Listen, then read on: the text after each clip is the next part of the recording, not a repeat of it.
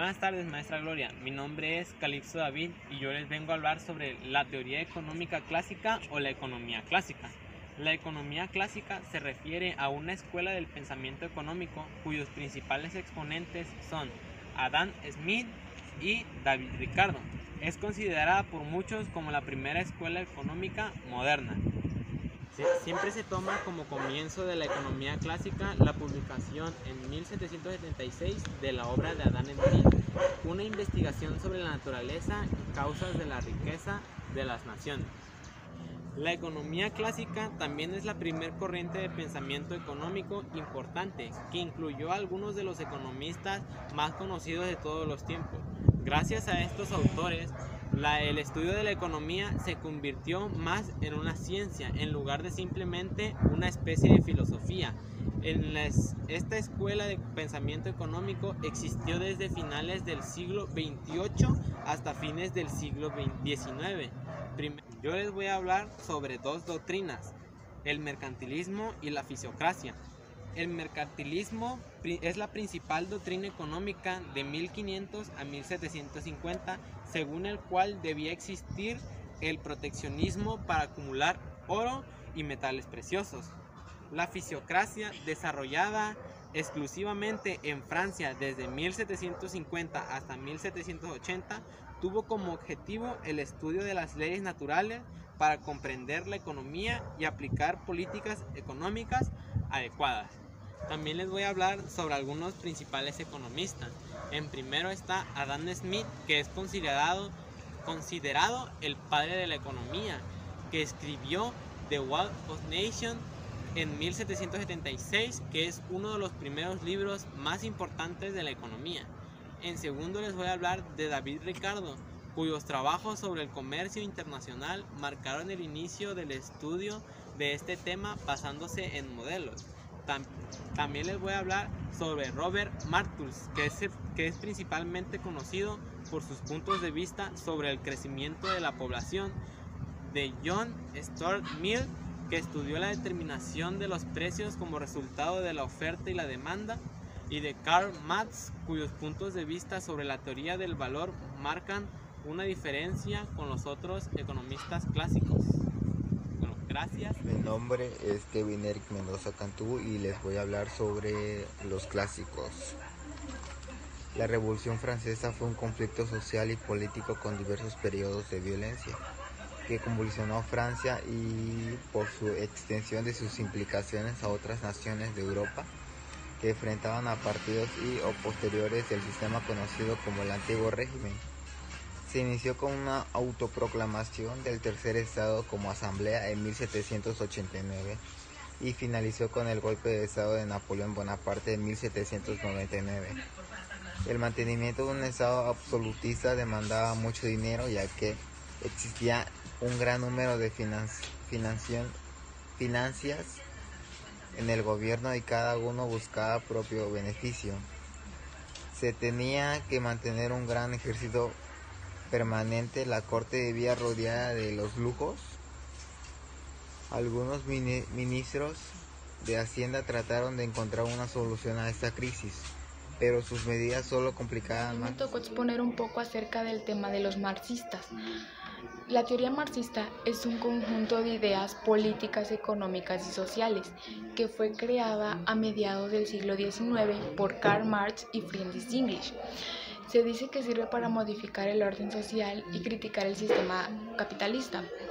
También tuvo grandes repercusiones e influencias en grandes acontecimientos del siglo XX. Karl Marx es un sociólogo, filósofo, economista que creó una serie de ideas para criticar el sistema capitalista y reforzar la lucha en las clases y fomentar el poder de la economía en la burguesía. Buenas tardes, profesora Gloria. Soy delegado Axel del grupo 503. A ver, les vengo a hablar un poco del tema del marxismo. Bueno, el marxismo más que nada,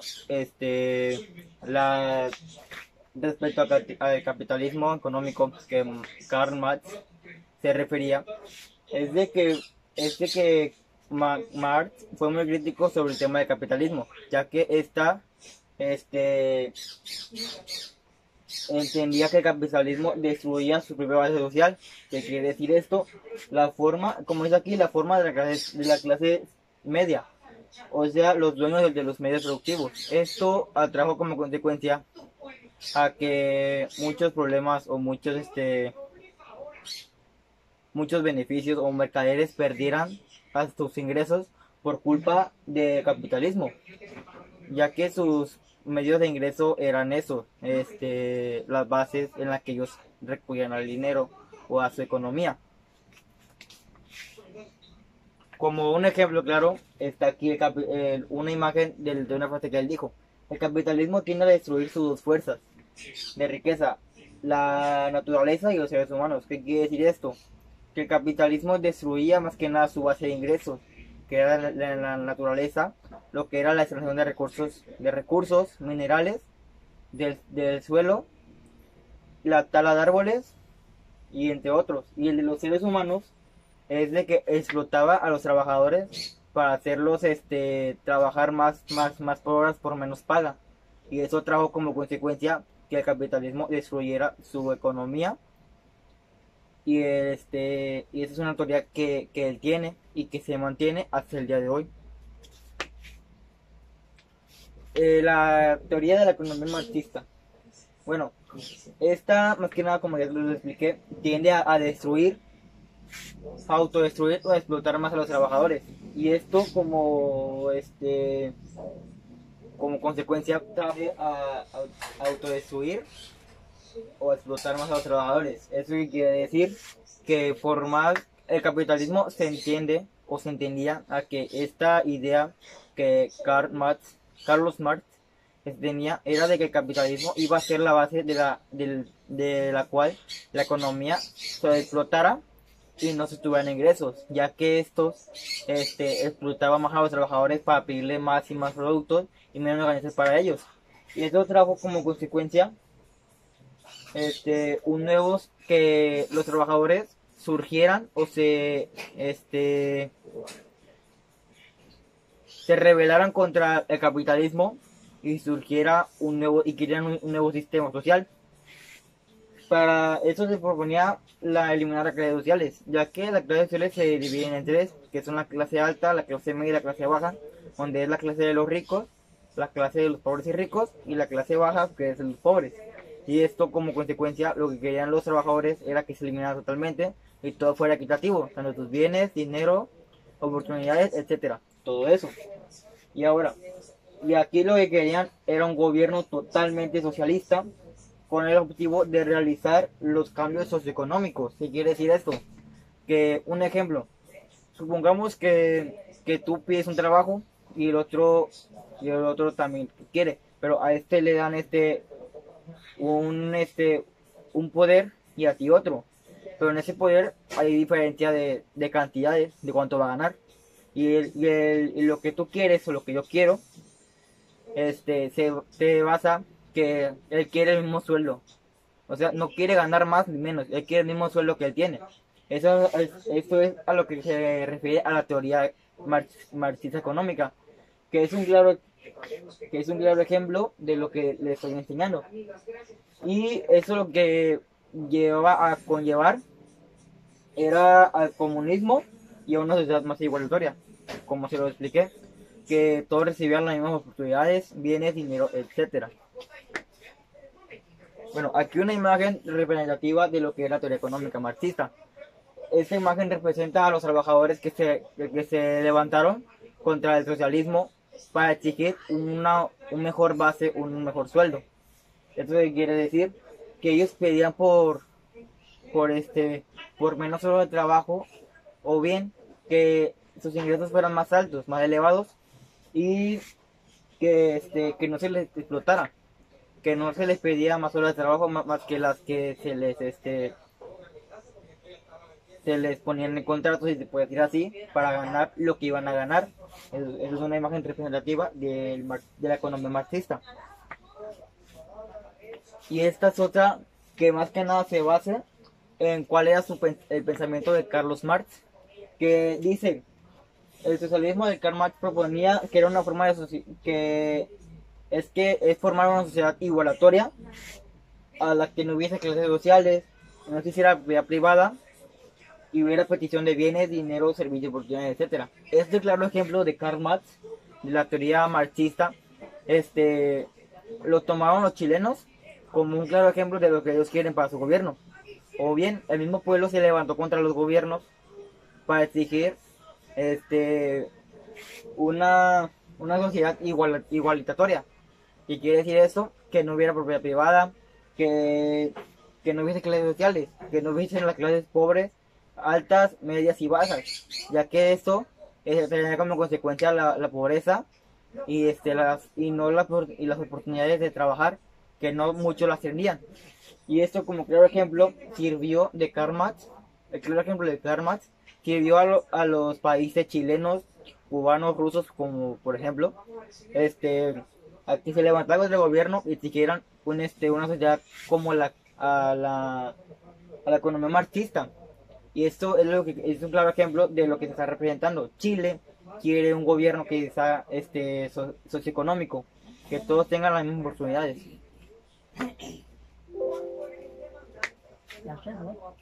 Bueno, aquí la teoría marxista. Este influyó en la revolución de bolchevique en Rusia y la revolución cubana. Bien, esa teoría, ese es un comentario mío de lo que yo entendí. Bueno, tomaron esa teoría como una idea o una influencia de lo que ellos querían para sus países. Así que ellos querían un sistema totalmente diferente, en los cuales fueran gobiernos socialistas y comunistas. ¿Qué quiere decir esto? Que fueran un sistema social, que no te hiciera la propiedad privada, en las clases sociales, ni que todos tuvieran que todos tuvieran las mismas oportunidades, tal como lo hizo Bolshevik con Rusia en la revolución y Fidel Castro en la revolución cubana.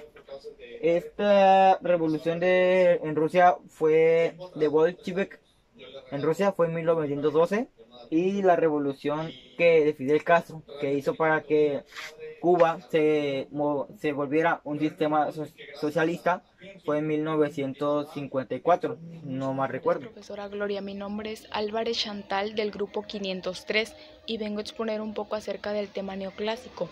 La economía neoclásica es una escuela del pensamiento económico que se basa en la idea de que los bienes tienen como función dar utilidad y satisfacción porque así lo ha marcado el consumidor. La escuela neoclásica surge en la década de 1870 y fue muy criticada por algunos economistas. Esto dio un argumento para que el pensamiento económico fuera marginado en 1870 y 1920. Uno de los aspectos fundamentales que diferencia al neoclásico de la escuela clásica fue la forma en la que eran explicadas sus precios y el valor relativo de los bienes. Para continuar con el tema del neoclásico, el neoclásico, bueno, más que nada, la neoclásica, contribuía que para los neoclásicos se tenía el valor de los bienes, se explica por la unidad marginal. Esto significa el valor se asigna a una última unidad consumida. ¿Qué quiere decir esto? Que tienes un precio fijo, pero vendes unidades, una por una o la cantidad que sea, al final del día, desde tu valor que tenías desde el inicio, lo vas sumando y eso te genera hasta la noche o hasta el final de tu vendimia. Y esto quiere decir que para eso se basa en la teoría neoclásica, que por el lado de la demanda, como dice ahí, o sea, entre tú más productos vendías, mayores ingresos obtendrías para mayor beneficio tuyo. Como dice aquí, una de las principales preocupaciones de los clásicos fue la asignación y distribución de forma óptima de recursos en la sociedad. Y esto quiere decir que ellos temían a que sus productos no se repartirían temían a que sus productos no podían repartirse de forma igualitatoria o que tuviera más y tuviera menos. O sea, ellos eso era lo que temían, de que no se distribuiría de una forma igualitatoria, que se tendría más y tendría menos. a lo que quiere decir, tener más ganancias y no. Y esto iba a generar una como una tipo de demanda de generar más y más ingresos al grado de que el otro no genere nada. Y eso era a lo que temían los clásicos. Además, apoyaron firmemente el libre comercio como motor de desarrollo económico. O sea, ellos querían que el libre comercio que fuera el motor de una economía que iba desde abajo hacia arriba, como si fuera una nube de ingresos para generar más y más y más dinero. Y como una forma de aprovechar las ventajas comparativas de los países. O sea, ellos querían, más que nada, que sus productos fueran aceptados por otros países y así generar más y más ingresos. Bueno, ¿cuáles son los orígenes de la economía clásica? Aquí como se muestra en la diapositiva, bueno, los orígenes del neoclásico se encuentran en las teorías de los economistas marginalistas. Estos economistas marginalistas fueron tres, que son las tres grandes escuelas que tienen historia, que marcaron la época de la teoría neoclásica. Estos fueron tres. La primera escuela fue la inglesa, la primera escuela fue la inglesa, que era encargado o relacionada por William Stanley y Alfred Marshall. Estos eran los mayores exponentes del neoclasismo. Y la segunda fue la austriaca, asociada por Karl Menger, quien desarrolló los fundamentos análisis marginales. Y la tercera fue la francesa, en donde destaca Leon Walras, quien desarrolló la teoría del equilibrio general y el concepto de utilidad marginal. Los postulados básicos de la economía clásica. Estos postulados se dividen en tres. Como dice aquí, con respecto al comportamiento de las personas y las empresas, la escuela neoclásica se basa en tres supuestos básicos. El primero es ambos, productor y consumidor, que esto es si el consumidor, el productor, generaba algo que el consumidor necesitase, son racionales, o sea, él vende y el productor vende y el consumidor compra, y así sucesivamente. A lo que el que va a ganar o generar ingresos va a ser el productor. La segunda son las personas que buscaban maximizar su utilidad o satisfacción cuando consumen bienes o servicios. ¿Qué quiere decir esto? Que ellos compraban ideas o utilidades o servicios que a ellos les beneficiarían personalmente, ya que estos productos le podían beneficiar en lo personal, y esto a qué favor tienen las empresas. Bueno, ese favor a las empresas es que buscaban maximizar sus utilidades que venden de bienes y servicios. Eso quiere decir que ellos buscaban más que nada que sus productos estuvieran a la alza del precio y que estuvieran entre los primeros lugares del país para así ser reconocidos mundialmente. La tercera son las personas y las empresas que actúan de manera independiente basándose en información completa y relevante. Esto quiere decir que las personas no consumían en las empresas, sino buscaban lugares donde fueran hechas sin ningún químico, sin ningún procedimiento robótico, si se puede decir así, o de maquinaria, mejor dicho.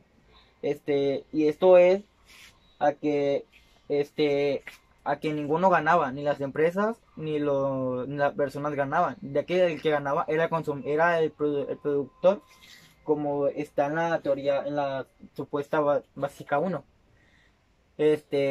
Y al que le beneficiaría más era el productor, ya que el consumidor y las empresas no ganarían nada.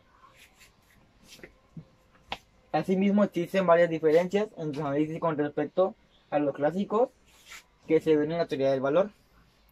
Bueno, la formación de los precios y la distribución de la renta. Esos son tres. Tenemos un análisis respecto a la teoría clásica. La veremos a continuación.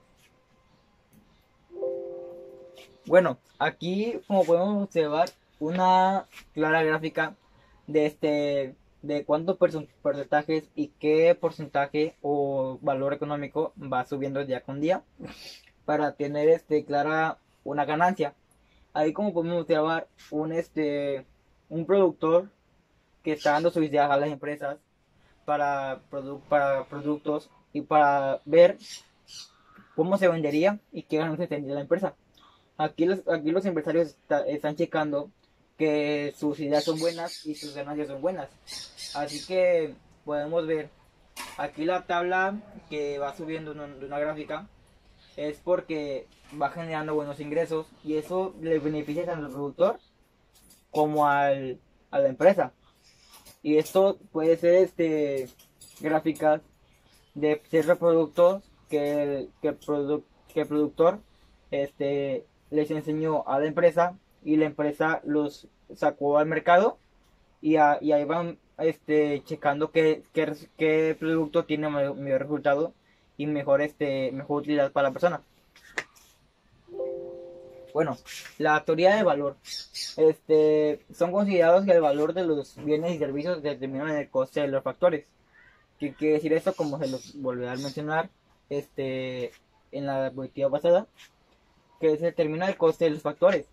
O sea, aquí nada, el vendedor tiene un coste y el productor tiene otro coste. Llegan a un acuerdo y ese producto llega a manos del consumidor. Eso es lo que el factor. En cambio, señalaban que el valor se determina por la utilidad de la mercancía reportada a los consumidores y su escasez relativa. O sea, si el productor veía que era la última pieza y habiendo consumidores, se lo lleva el de demás. Y esto obviamente generaba un choque para pagar más. O sea, como dice aquí, los consumidores estarían dispuestos a pagar más de lo que tiene el valor del producto. Eso es a lo que se refiere la teoría del valor, que por si un producto está agotado o solo queda uno y dos consumidores los quieren, si lo lleva el que pague más. O sea, es como un impuesto más o un valor más que le da por la ganancia del productor.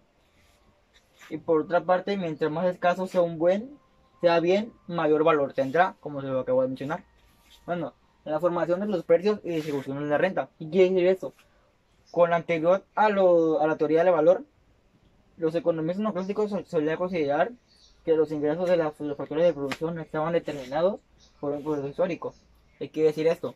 Que si encontraban un valor que fuera histórico, ellos buscarían qué precio ponerle para que este valor aumentara y así se vendiera más con más dinero o con mayor productividad para que la empresa alcance su objetivo de llegar al dinero.